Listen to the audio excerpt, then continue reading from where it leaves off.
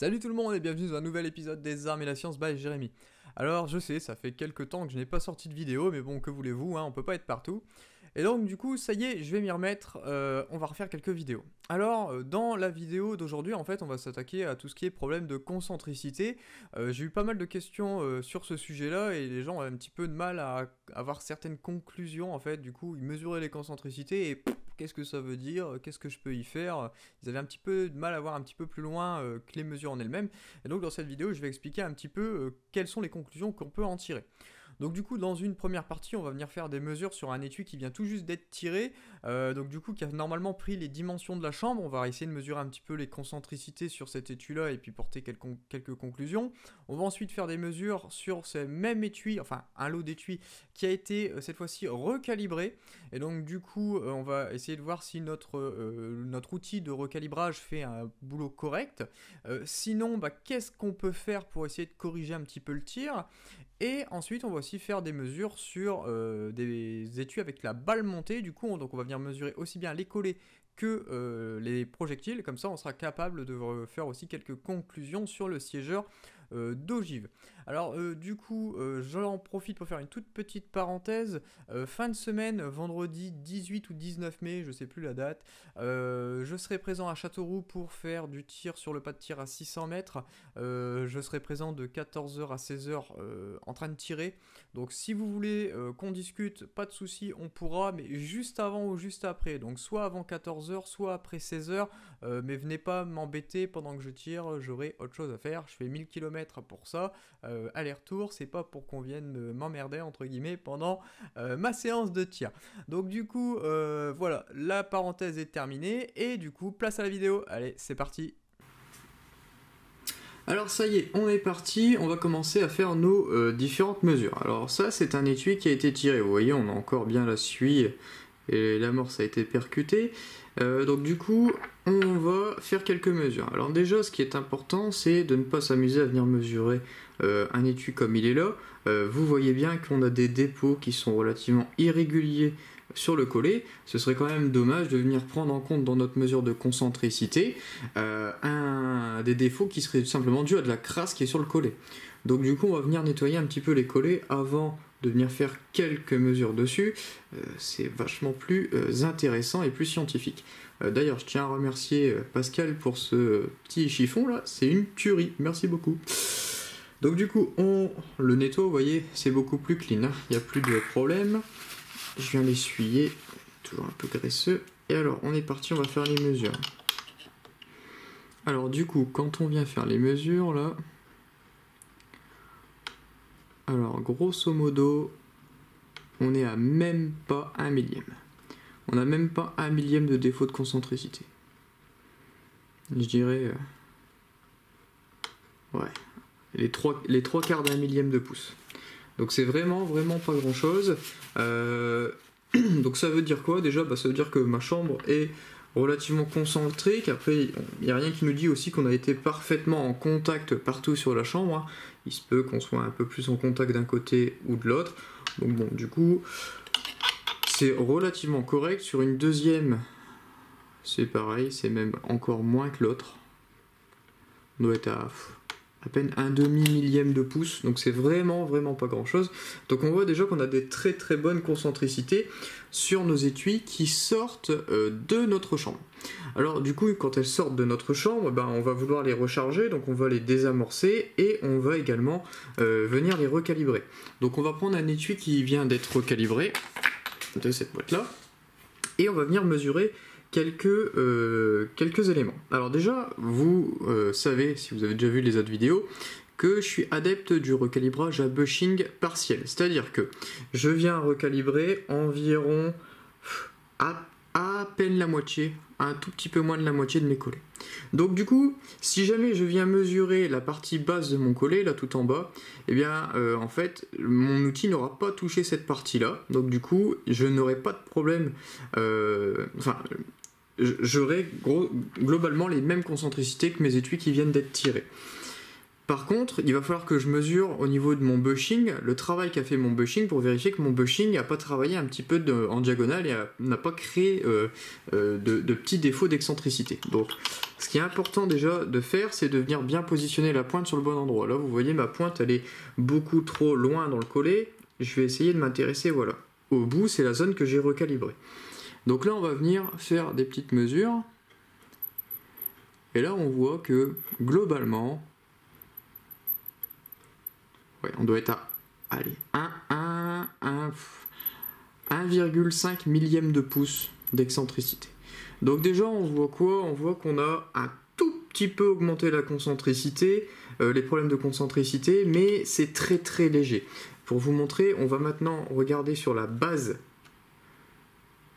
hop, du collet, là où ça n'a pas été travaillé, et vous allez voir que là, normalement, on est toujours vers nos 1 millième, si j'arrive à bien le positionner, voilà. Vous voyez, on a encore à peine notre petit millième de défaut de concentricité. Pourquoi? Parce que là, je mesure à la base de mon collet et mon bushing n'a pas été travaillé là. Donc on voit déjà, le fait d'avoir recalibré avec un outil à bushing, ça a augmenté ma concentricité d'un demi-millième de pouce. C'est franchement pas méchant. Bon, les bencheux, ceux qui font du bench vont me dire oui, ça commence déjà à faire, je suis d'accord, hein, ça commence à faire, mais pour 99,9% de la population française qui tire, c'est très très largement satisfaisant ce genre de concentricité. Si vous commencez à avoir des défauts de concentricité de l'ordre de 2,5-3 millièmes de pouce sur un étui recalibré, il y a une couille dans votre recalibreur. Il y a quelque chose qui ne va pas au niveau du recalibreur. Ça veut dire quoi? Il faut tout simplement imaginer, alors je vais tourner un petit peu la caméra, vous savez très bien que du coup, on vient mettre notre étui ici et notre outil là-haut. Comprenez qu'il est fortement possible que l'axe de l'étui, l'axe du levier, n'est pas totalement coaxial avec l'axe de notre outil. Et donc du coup, vu qu'il y a un certain défaut angulaire, ce défaut angulaire, vous allez le retrouver au niveau de vos collets. Alors du coup, si vous avez des défauts, comme je l'ai dit précédemment, de l'ordre de 3 millièmes de pouce, après un recalibrage, bon, soit c'est votre outil qui a un défaut, soit c'est votre presse qui a un défaut. Donc pour l'instant, on n'est pas capable de dire si c'est l'un ou l'autre. Alors, il existe des possibilités pour venir éliminer l'un ou l'autre, hein. Tout simplement, si vous avez un collègue qui a des outils dans le même calibre que vous, vous lui empruntez une fois, vous faites quelques recalibrages avec son outil et puis vous venez mesurer vos concentricités. Si vos concentricités sont meilleures avec son outil et que vous n'avez pas changé de presse, conclusion, c'est vos outils qui font un petit peu la gueule, qui ont des petits soucis. Maintenant, si vous avez les mêmes problèmes de concentricité, il y a de grandes chances que ce soit deux jeux d'outils pourris, mais bon, les probabilités sont faibles, ou soit plutôt que votre presse procède d'un problème de coaxialité entre le bélier et là où on vient positionner l'outil, et ça c'est irrattrapable. Ça, je suis désolé, c'est votre presse qui va toujours vous faire des étuis, des recalibrages et des positionnements aléatoires. Donc c'est vraiment une presse que j'aurais tendance à dire mettez-la sur eBay ou bien mettez-la sur le bon coin et allez vous en jeter une autre si jamais vous voulez vraiment quelque chose de top niveau. Donc déjà là, ce qu'on voit, c'est que moi mon recalibrage il est correct. C'est-à-dire que pour moi ça me va largement un demi-millième, 1,5 millième de défaut de concentricité. C'est très très largement satisfaisant pour ce que je veux en faire de ces munitions. Ok, on va pas tout mélanger, ça retourne là-bas.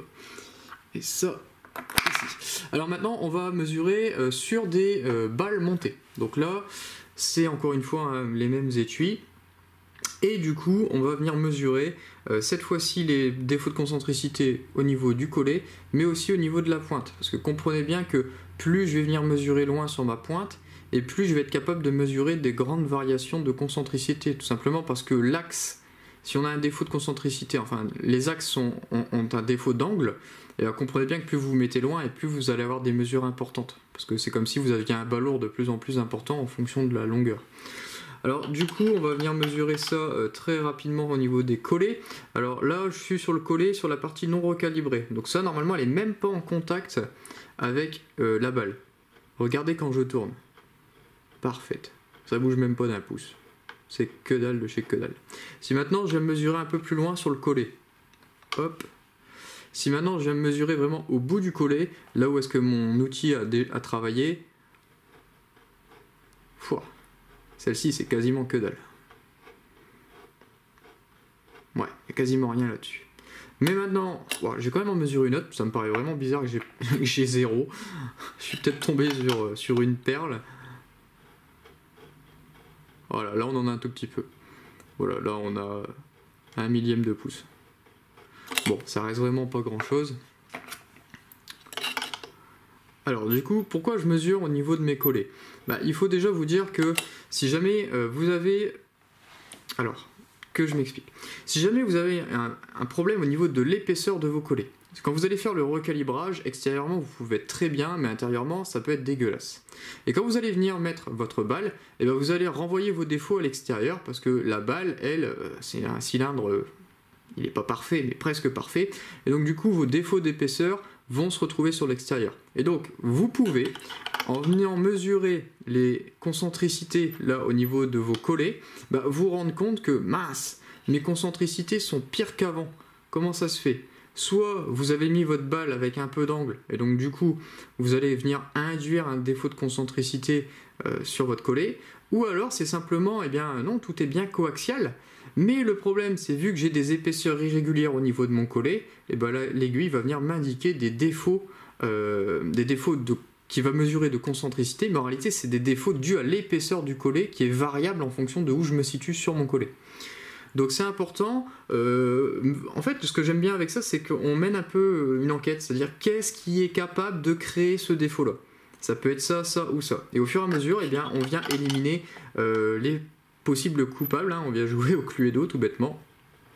Donc bon, encore une fois, voilà, celle-ci on est à peine à 1 millième. C'est propre, ça me va très très bien. Alors maintenant on va venir mesurer sur les pointes. Alors on va décaler tout ça. C'est toujours un peu la merde à régler. J'ai pas envie d'aller tout au bout de la pointe. Ouais, voilà, c'est pas mal. Hop, hop et hop. Alors vous voyez, il y a un ressort dedans. Donc faites attention, quand on lâche, à chaque fois, ça a tendance à l'éjecter, elle. Parce que bon, le ressort est sous pression. Et donc en fait, il faut vraiment bien la tenir. Sinon, on vient fausser les mesures. Et alors là, regardez celle-ci, par exemple. Malgré que je n'avais pas de défaut sur... mon collet, enfin quasiment pas, 1 millième. Par contre sur ma balle, là celle-ci franchement c'est pas top. Là on est de l'ordre de 4 millièmes, un bon 4 millièmes même, au niveau de la pointe. Alors comprenez aussi que il faut pas dire ah voilà 4 millièmes sur la pointe de la balle, ce n'est pas bien. Alors pour certaines munitions oui, ce serait vraiment pas bien, pour d'autres c'est largement raisonnable. C'est-à-dire qu'il faut vous dire que plus la balle est longue, et plus vous allez mesurer des défauts importants. Parce que forcément, c'est comme un bras de levier, plus c'est loin, et puis plus du coup vous allez tourner rond comme ça. Donc du coup, 4 millièmes, c'est pas top, mais en soi, c'est pas non plus mauvais. Alors on va voir si je suis tombé sur une mauvaise ou sur une bonne. Vous voyez, celle-ci déjà, c'est un tout petit peu mieux. On doit être un A. À peine 4 millièmes sur celle-ci.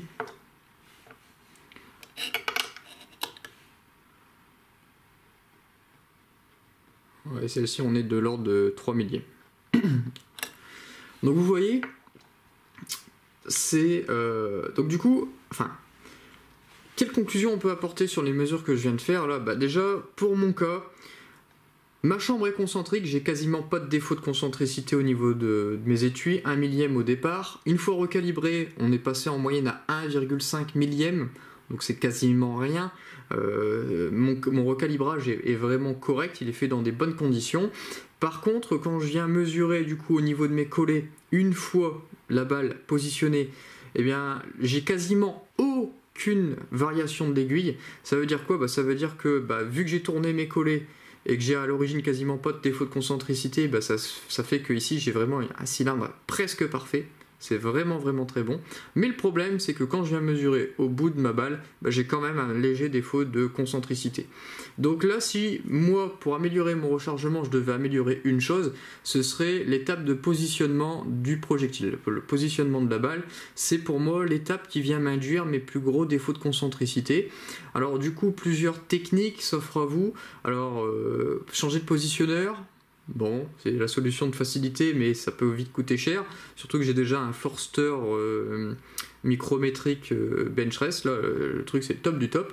Donc c'est un peu embêtant. Alors moi, ce que je pense faire à l'avenir, c'est rendre l'outil flottant. C'est-à-dire qu'on peut venir, en fait... Je vais vous montrer un petit peu là côté. On peut venir, entre la bague de l'outil et le haut ici, venir mettre un petit joint torique. Et en fait, ce petit joint torique, qu'est-ce qu'il va faire ? Eh ben, il va permettre que l'outil soit flottant. C'est-à-dire que l'outil va venir, entre guillemets, pouvoir un tout petit peu pivoter sur lui-même. Et en pivotant très légèrement sur lui-même, il va avoir tendance à mieux se centrer par rapport à la munition qui est en train d'arriver. Et donc en fait, le fait d'avoir ce système flottant va normalement diminuer mes défauts de concentricité. Alors, j'ai pas encore eu le temps de faire des batteries de test là-dessus, j'ai reçu tout le système, j'ai reçu mes joints toriques, tout la totale. Je suis prêt à faire mes essais. Ça, c'est la théorie. Je ferai une vidéo si en pratique j'ai de meilleurs résultats ou non avec cette méthode. Au moins, vous verrez si vous êtes capable, enfin, surtout si vous voulez appliquer cette méthode. Alors voilà, donc du coup c'est la fin de cette vidéo. Alors juste, à mon avis, j'aurai les questions. Ce système-là, c'est un système de chez Sinclair, on achète ça chez Brownell, ça doit coûter, je sais plus, j'ai plus les prix en tête, ça va peut-être être 80 ou 90 euros. C'est franchement pas très cher pour toutes les mesures que vous êtes capable de faire avec, c'est-à-dire que vous êtes capable vraiment d'identifier vos points critiques, vos points, le maillon le plus faible de votre chaîne de rechargement. Et donc du coup, je ne saurais que vous conseiller d'acheter ce genre de matériel. Alors là, j'ai le Brownell, il y en a chez d'autres, il y en a chez Siconiani, il y en a partout. C'est le principe qui est vraiment sympa. Alors voilà ce qui marque la fin de cette vidéo. Je viens seulement de me rendre compte qu'il y avait mes données de rechargement inscrites dans les boîtes. Donc s'il vous plaît, si vous utilisez ces données-là, ce sont à vos risques et périls. Je ne suis en aucun cas responsable si jamais vous utilisez mes données de rechargement. Et puis je voulais aussi rajouter, pour ceux qui n'étaient pas au courant, j'ai créé un compte Tipeee. C'est un petit compte sur un site qui vous permet en fait de venir me financer, me filer un coup de main financièrement si jamais vous soutenez mon boulot, pour que je puisse acheter du matériel pour vous faire des présentations de produits un petit peu spécifiques. Le lien sera dans la description. Je vous en remercie d'avance et surtout je vous dis à bientôt. Ciao, à une prochaine vidéo.